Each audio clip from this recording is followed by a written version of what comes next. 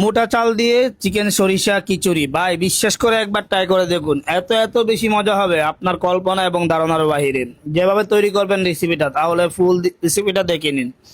প্রথমে কড়াইতে এখানে আমি 500 গ্রাম মতো তেল, দারচিনি, এলাচি, লং, তেজপাতা, অল্প একটু জৈত্রিক, 4-5টা কাবাব চিনি, কয়টা কালো গোলমরিচ, পেঁয়াজটা সুন্দর করে এখানে নরম করে ভেজে নিব।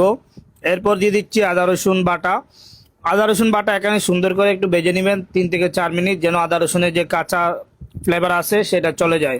এরপরে কয়টা কাঁচা মরিচের গুঁড়া, হলুদের গুঁড়া একটু বেশি দিবেন, ধনিয়ার গুঁড়া সেম পরিমাণ, জিরার গুঁড়া, পরিমাণ মতো লবণ, অল্প একটু চিনি এবং মিক্স গরম মশলা 1 চামচের একটু বেশি পরিমাণ। এরপরে পরিমাণ মতো পানি দিয়ে এটাকে সুন্দর করে 5 মিনিট নাড়াচাড়া করে কষায় নিব। এরপর দিয়ে দিচ্ছি 4 কেজি মোটা চাল, সাথে আছে 700 গ্রাম করে মসুরির ডাল এবং মুগ ডাল। এরপরে এই চাল ডাল এবং ডালগুলি সুন্দর করে এখানে ভালো করে কষায় নিব গ্রেভির মধ্যে 2 থেকে 3 মিনিট। যখন আপনার কষানো শেষ হবে, এরপর আমি 1 কেজি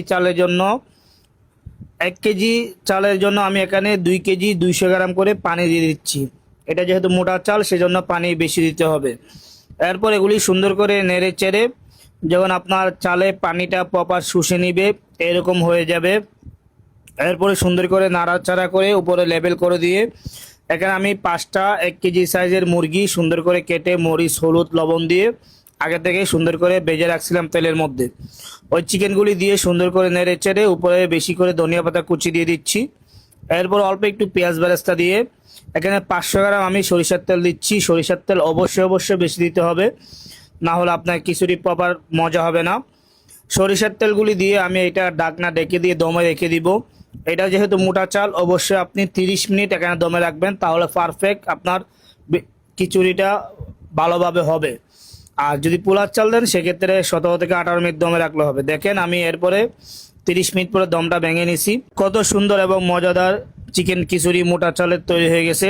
ভিডিও ভালো লাগলে অবশ্যই শেয়ার করে দিবেন।